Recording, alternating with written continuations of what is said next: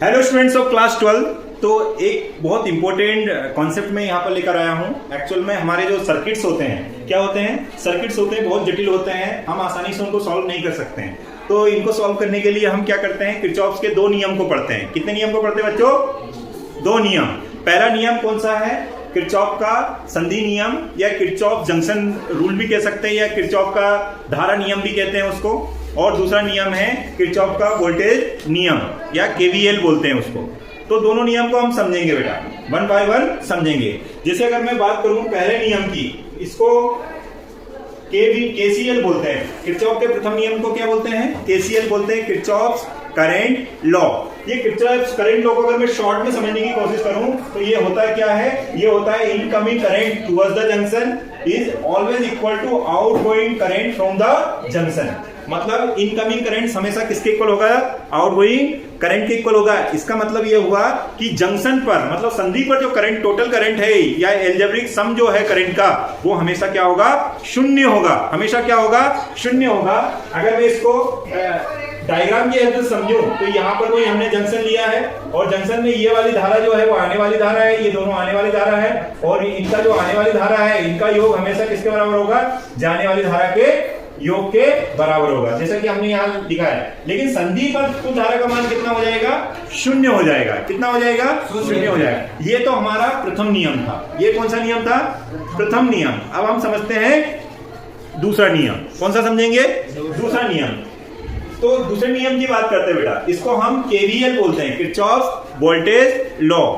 ये आपका ऊर्जा संरक्षण नियम पर आधारित है, और केसीएल मतलब जो प्रथम नियम है वो आवेश संरक्षण नियम पर आधारित है।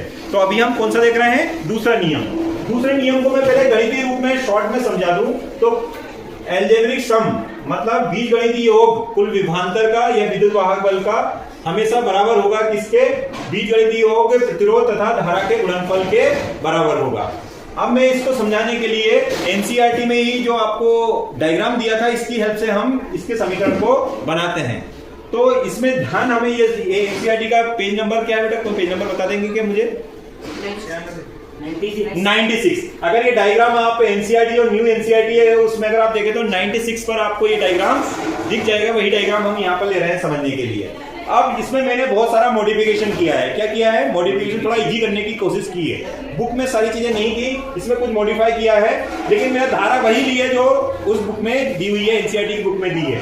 लेकिन मैंने क्या कर दिया, जिस दिशा में धारा जा रही है उसमें प्रतिरोध को देखा, और प्रतिरोध में धारा की दिशा जिधर है, मतलब जिधर अगर मान लो इधर से इधर जा रही है तो आपको पता है धारा हमेशा धन से किसकी ओर जाती है? ऋण की ओर जाती है। तो धन से ऋण तरफ हमने जाना भी जरूरत पड़ी है, जिधर जा रहा है बस बैटरी को छोड़ता है। हमने प्रतिरोध को देखा और प्रतिरोध में धारा की दिशा देखी, तो जिधर धारा जिधर से आ रही है धारा उधर धन लिखा है, और जिधर से जा रही है वो क्या हो जाएगा? ऋण। ठीक है ना? ऐसे करके हमने इसको क्या किया है? चेंज किया है।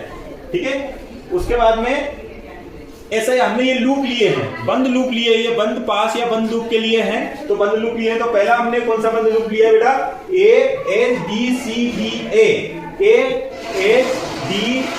AHDCBA मतलब ये वाला बंद लूप लिया है। तो इसमें हमने क्या किया? पूरी बैटरी का जो विभवांतर है वो जोड़ा। तो बैटरी का विभवांतर इसमें सिर्फ मुझे मिला 45 वोल्ट। कितना मिल रहा है बेटा?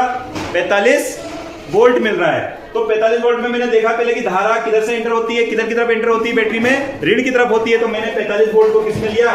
धन के साथ लिया। और बाकी देख लीजिए जो दिशा है, जैसे प्लस आ रहा है तो प्लस के साथ में लिखा। देखो प्लस प्लस वाले आ रहे हैं तो सबको प्लस वाले उसमें लिखा मैंने। तो आई होप इतना समझ में आ गया होगा। अब ऐसे करके अरेंज किया हमने तो हमें ये समीकरण मिल गया। आप देखना चाहेंगे तो ये समीकरण आपको बुक में एक समीकरण मिल जाएगा। अब आपके लिए मैं एक होमवर्क देता हूं कि आप इसमें कौन सा लूप ले लेंगे?